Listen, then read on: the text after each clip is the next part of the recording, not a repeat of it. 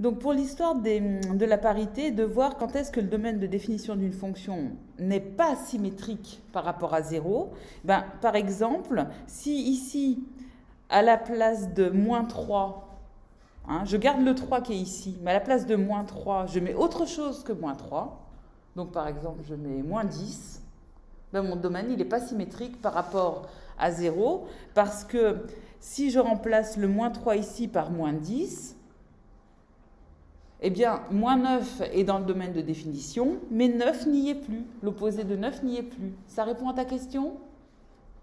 Ok?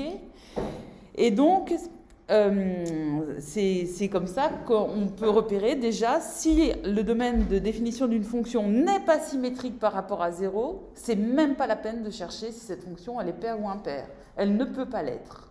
Ça va? C'est la première règle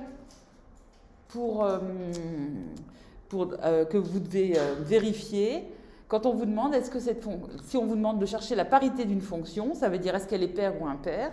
La première étape, c'est est-ce que le domaine de définition est symétrique par rapport à 0? Si la réponse est non, vous vous arrêtez là en disant cette fonction, elle n'est ni paire ni impaire. On dit qu'elle est quelconque. Ok? Par contre, si le domaine est symétrique par rapport à 0, eh bien là, vous regardez, vous prenez un x qui est dans le domaine et vous calculez f de moins x. Et si vous obtenez f de x, la fonction est paire. Et si vous obtenez l'opposé de f de x, la fonction, elle est impaire. Ça va? Et vous vous souvenez comment on vérifie graphiquement qu'une fonction est paire ou impaire? Vous vous en souvenez comment graphiquement? Donc une fonction qui est paire, forcément comme des valeurs de x qui sont opposées, ça correspond aux abscisses des points du graphique. Donc si une fonction est paire, des points du graphique qui ont une abscisse opposée ont des ordonnées égales. Donc le graphique d'une fonction paire est symétrique par rapport à l'axe des ordonnées. Pardon.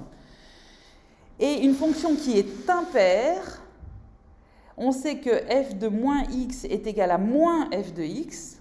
Okay. Donc on repère qu'une fonction est impaire si son graphique est symétrique par rapport à l'origine du repère. Parce que des points qui ont des abscisses opposées auront des ordonnées opposées. Okay. Donc deux points du graphique d'une fonction impaire doivent avoir des abscisses et des ordonnées opposées.